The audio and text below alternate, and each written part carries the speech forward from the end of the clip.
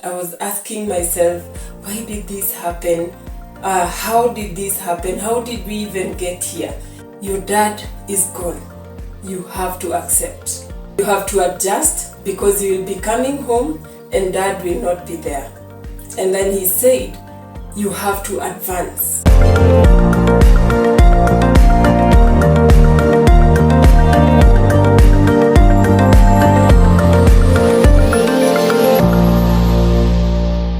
Hello and welcome to Abby's Holistic Wellness Hub. My name is Coach Blessed Abby. It's been a while since I did a video and I'm so glad to be back, and not just back, but back and energetic. As you may know by now, on 14th September this year, my dad went to heaven, and that was tough. Tough because really we are never ever ready for death. Nothing prepares us. So when it happens, we feel shaken. And that was me. I felt shaken.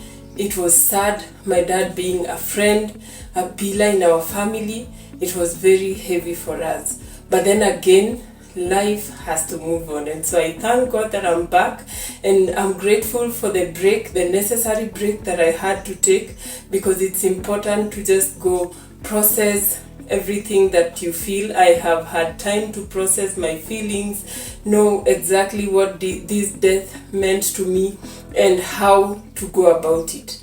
And so people have been asking me, Abby, how are you coping with the loss of your dad?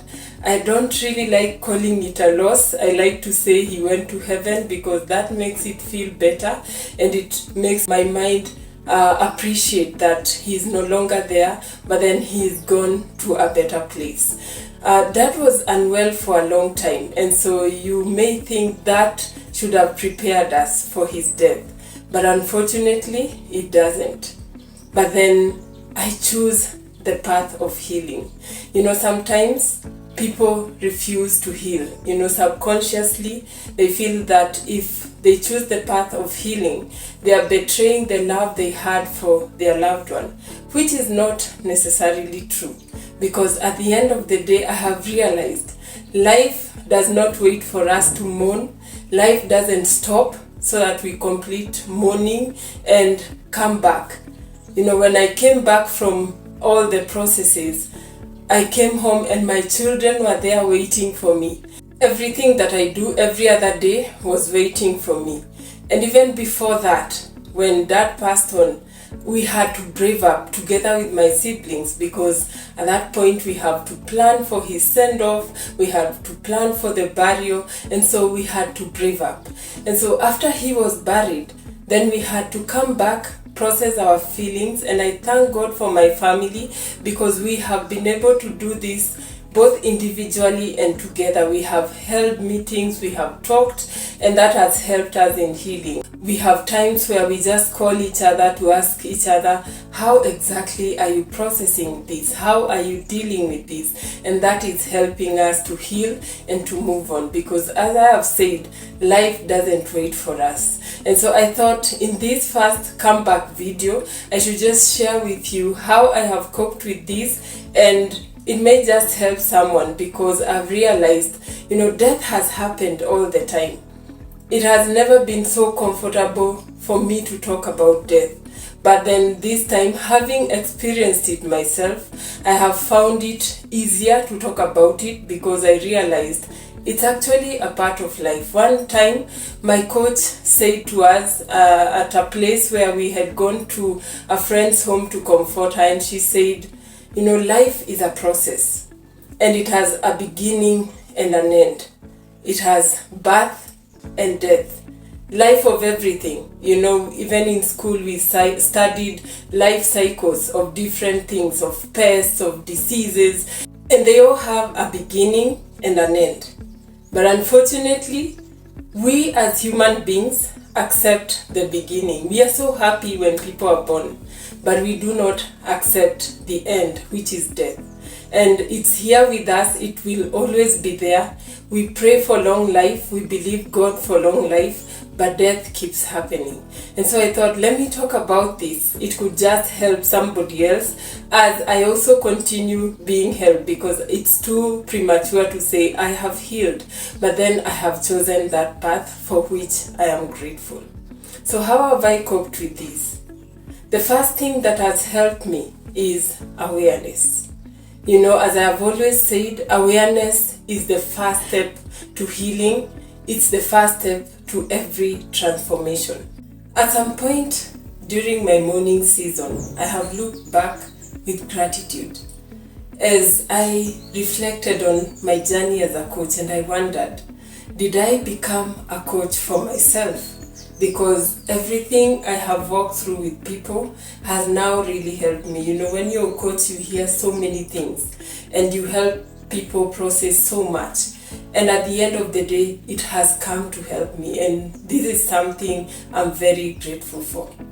Some time back, I was privileged to serve in a ministry in our church called the Counseling Ministry. This is a ministry where we just help people overcome different challenges in life.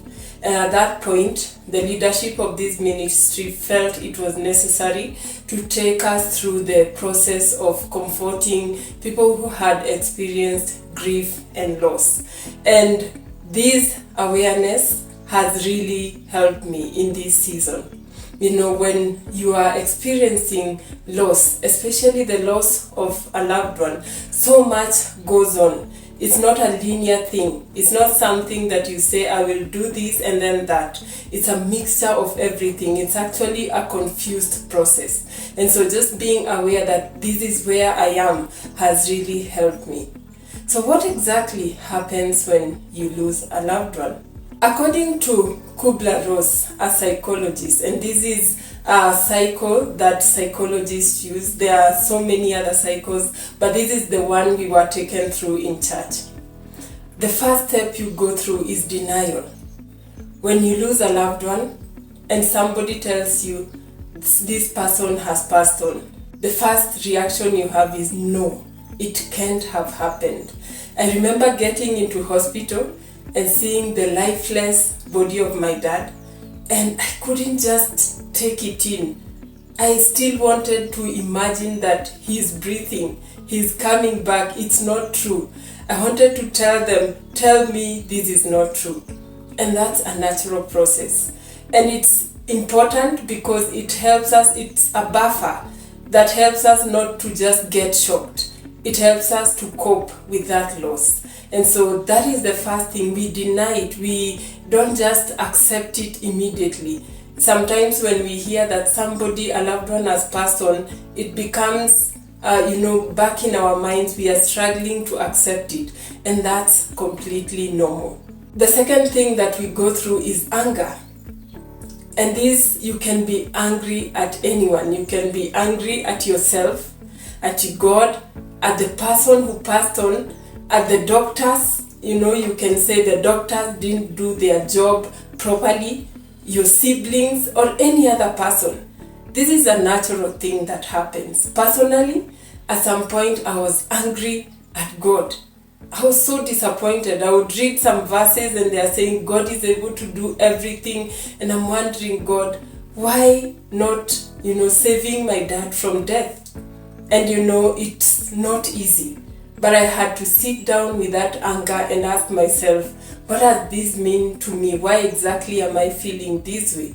And accept that God is sovereign and He alone knows our lives. And I listened to an interview by Joyce Meyer that really helped me, where a man was narrating how he lost his wife and how he went through it. And he said he realized that death and sickness and all that is not between him and God, it's between his wife and God. And so that was an aha moment for me, because I realized that my dad's life was not about me and God. It was actually about him and God, that he is there before God. It's not really about me, because sometimes we want to put ourselves at the center of everything, yet people's journey. He was just loaned to us as a dad, and we thank God for the time that he was given to us. That's a reality that is hard to accept, but accepting that has really helped me. I was also angry at dad himself. Dad, why did you give up? Why didn't you fight? Why didn't you come back and be with us? We still needed you. You are a pillar in our lives. And that was tough. But then I realized I also had to let that go. So anger is something else that we go through. And when you feel it, don't judge yourself. Don't be angry with yourself. Process it. Move on through it. And you will get to the other end where you're healed and you are able to overcome it. Bargaining is the other thing we go through. We feel this should not have happened. God, you should have done this and that. You should have taken another person, not this one. Why, God? We bargain so much with ourselves. We bargain with the systems of the world. That is a normal process. And so I went through that. I was asking myself, why did this happen? How did this happen? How did we even get here? I had all those questions going through my mind. And so that's a normal process. We bargain with God, we bargain with the person who died, we bargain with each other. In the family we were asking each other some questions, which is natural, and I'm grateful that we went through that, because that helps us towards the process of healing. Sometimes you may experience depression. This is where you feel helpless, hopeless, and you don't even know what to do. This is where somebody will say that they are not able to wake up. I remember one of the speakers who came to speak to us during the Requiem Mass of my dad, and he said when his wife passed on, he was not able to shower, he was not able to wake up and go to work, he was just helpless. And at some point the doctor told him, if you continue like this, you are the person who will follow next. So you have to make a choice of whether you want your children to lose both their mom and dad, or you're going to just pick up and move on, because really this has happened and you have to accept it. And he said that was a sobering moment for him. It was tough, but he had to rise up. And thank God, because he was there to encourage us, and we thank God for that. And the final one is acceptance. This is where we accept that this has already happened. There's nothing much we can do about it, and we begin to look at ways of how to move on, how to heal, look for help, and do everything. And these steps do not come in a linear way. You don't just move from denial to anger to bargaining, to depression and to acceptance in a very linear way. No, it's very confused. You can actually feel the denial today, acceptance tomorrow, depression the other day, anger the other day. But then at the end of the day, if you walk through this with an intention to heal, you get to a point where you are able to heal. And so that awareness has really helped me, because I'm able to know this is where I am today. And it has gone a long way in helping me to be at peace. And remember, I've said, I have chosen to be on that path of healing. It's a deliberate and intentional choice, because I know I cannot accept to remain down there, because at some point I put on my WhatsApp status and said, down there is nothing good for me, so I have to move on. Life has to move on. So how do you cope with all this? The first thing is to allow yourself to grieve. Sometimes we think that self-care is denying how we feel, but that's not true. If I have allowed myself to cry, I have allowed myself to be angry, to mourn, to be sad, and to process through it, and that has helped me. So if you've lost a loved one and you're feeling these emotions, do not deny them. When you deny them, then you just save them for another time. I like calling it, brushing it under the carpet. You brush it under the carpet today, and next year a season comes and again you remember, and you go back to the beginning, to where you left it. And to me, I would say it's important to process those feelings, to allow yourself to feel the feelings, because that is when you are able to move towards your healing. Secondly, being grateful. Through the process, I've allowed myself to be grateful. I've looked back at moments I'm grateful for Dad's life. Dad lived for 75 years, for which I am grateful. He nurtured us spiritually. He was there for us. He was a great dad to us. And I'm grateful for every moment. He gave us education. He was there at our weddings. He was there during the times that we needed him. And so I'm grateful because there's a group of ladies that came to condole with us. And I remember one saying, my dad died when I was 10. And to her, I was actually more privileged to have lived with my dad, who was able to see my children. And so that was something to be grateful for. And so just being grateful has helped me. The other thing has been journaling. I have journaled. I love journaling.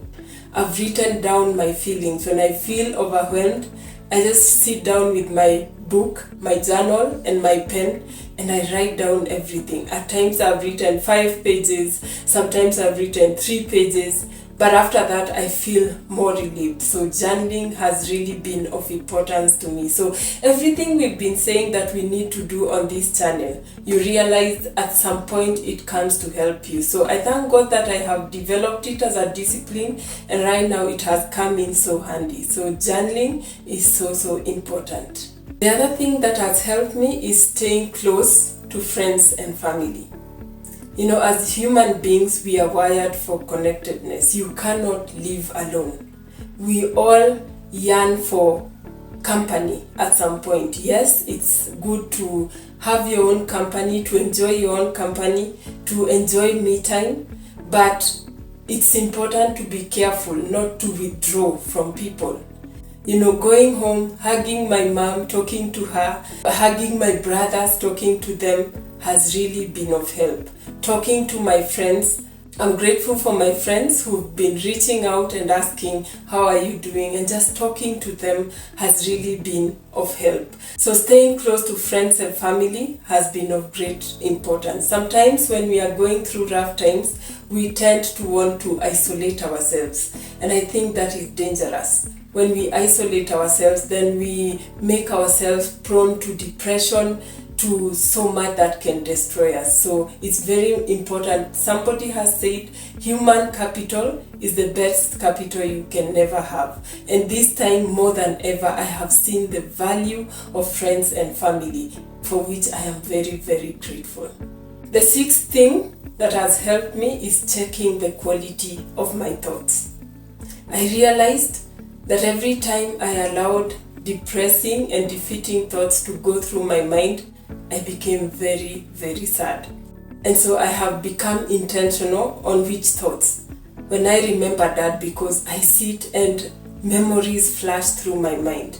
But I'm then aware that the thoughts that I allow to pass through my mind are either going to make me feel empowered or disempowered. So that choice of thoughts, choice of words, like I've just said, choosing to say that Dad has gone to heaven, because that makes me feel he's in a better place. Because the other day I actually thought to myself, if God is in heaven and he's happy, and God told him, your daughter is really crying, please go down to earth, go back and stay with them, will he even accept? And that thought has helped me to realize that he is happy. Because I believe in resurrection. I'm the one who can work to go to where he is, because then he cannot come back. But then thinking that he is happy where he is has helped me to move on. And the last thing is spending time with God.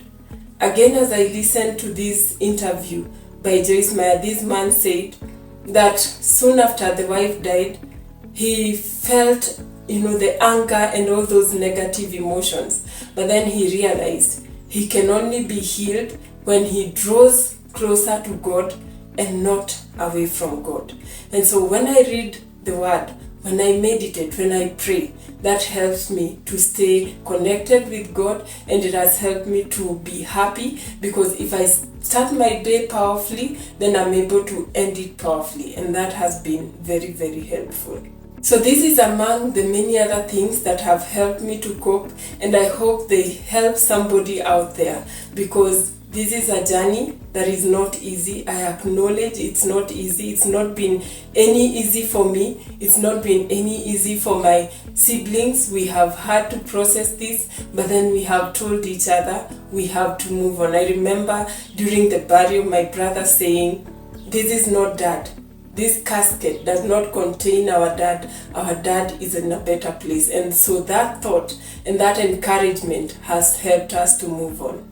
The speaker at my dad's Requiem Mass had 3 points for us, which I have carried them to this point, and they were very, very helpful. And there were 3 A's. The first one was accept, the second one was adjust, the third one was advance. He said, your dad is gone. You have to accept. You have to adjust, because you will be coming home and dad will not be there. And then he said, you have to advance. Dad left a legacy as his children and his family. You have to carry it on, but again, build your own legacy. Those 3 have carried me on to accept, adjust, and advance. I listened to Priscilla Shire once say something that I have actually written here. Let me just read it so that I get it right. She said, how old and young you are isn't dependent on your birth date, but on your death date. If you're 20 and you will die at 30, you are pretty old. If you're 50 and you will die at 100, you're pretty young. Age is just a number. And so this is a reminder that we have to work on living quality lives, because we really don't know when our time comes. We pray that just like Abraham of the Bible, we will be described as people who lived to a good old age full of years. Old age where we are able to take care of our children and fulfill our purpose on earth. But let's remember that the quality of our lives, it is what matters. No one will come to our burials to say that we had, so much wealth. They will come to say, this is how we took care of our children. This is what the legacy we left behind. So my challenge and what I've been asking myself is, what will I leave behind? And so every day I walk with that in my mind. Thank you so much for watching. I pray that this has been helpful, maybe not so motivational. We will have more and more motivational stuff coming up, but I just thought, let me share my journey. It could just help someone. If it's your first time here, please consider subscribing to this channel. Please share this to someone else. It could just be a blessing to someone out there. And like our videos. Don't forget to leave us that thumbs up. God bless you.